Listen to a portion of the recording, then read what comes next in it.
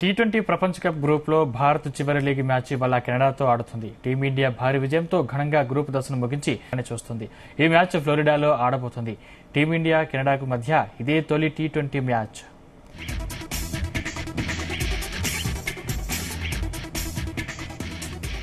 Title ఫేవరెట్లలో ఒకటిగా పొట్టి కప్లో అడుగుపెట్టిన భారత్ వరుసగా 3 మ్యాచ్ల్లోనూ స్ఫూర్తిదాయక ప్రదర్శన చేసింది.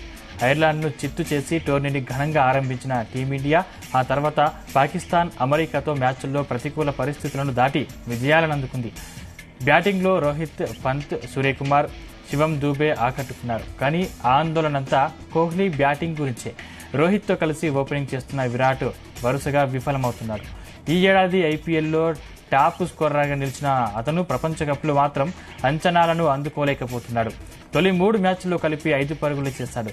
కోహ్లీ విఫలమవుతున్న నేపథ్యంలో ఒకవేళ ఈ మ్యాచ్ కోసం బ్యాటింగ్ ఆర్డర్లో మార్పులు చేయాలని జట్టు భావిస్తే యశస్వి జైస్వాల్ ఓపెనర్గా ఆడే అవకాశం ఉంది. అప్పుడు కోహ్లీ తిరిగి 3వ స్థానంలోకి వెళ్తాడు. దూబేకు చోటు ఉండదు.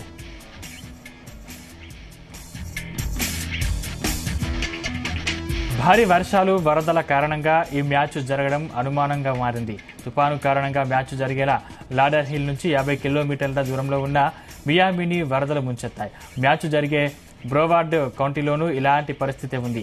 నేడు కూడా ఉరుములు, మెరుపులతో కూడిన భారీ వర్షాలు కురిసేందుకు 86% అవకాశం ఉందని అంచనా. మంగళవారం ఇక్కడ జరగాల్సిన నేపాల్, శ్రీలంక మ్యాచ్ వర్షంతో రద్దయింది.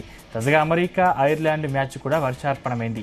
ఒకవేళ మ్యాచ్ జరిగితే వాతావరణ పరిస్థితుల దృష్ట్యా ఈ పిచ్ ఎలా స్పందిస్తుందో చూడాలి. సాధారణంగా అయితే ఈ పిచ్ బ్యాటర్లకే అనుకూలం.